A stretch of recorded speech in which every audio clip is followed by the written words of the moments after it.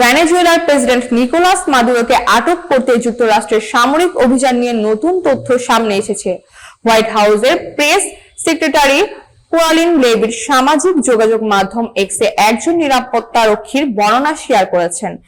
নিরাপত্তারক্ষীর দাবি, অভিযানের সময় মার্কিন ডেল্টা ফোর্স রহস্যময় ও শক্তিশালী অস্ত্র ব্যবহার করেছিল, যার প্রভাবে বহু সেনা গুরুতর অসুস্থ হয়ে পড়েন।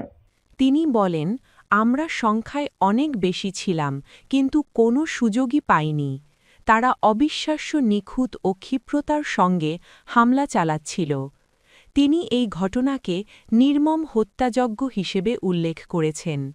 ওই সময় সব রাডার ব্যবস্থা অকার্যকর হয়ে যায়।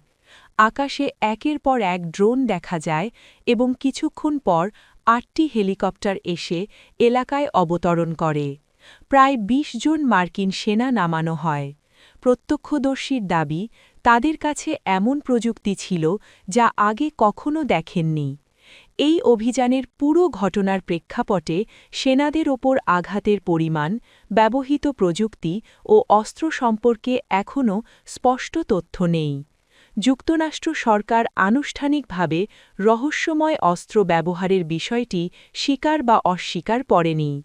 বিশ্লেষকরা বলছেন, তথ্য এখনও যাচাই-বাছাইয়ের পর্যায়ে রয়েছে এবং এই ধরনের অভিযোগ আন্তর্জাতিক অঙ্গনে বিতর্কের কেন্দ্রবিন্দুতে পরিণত হয়েছে।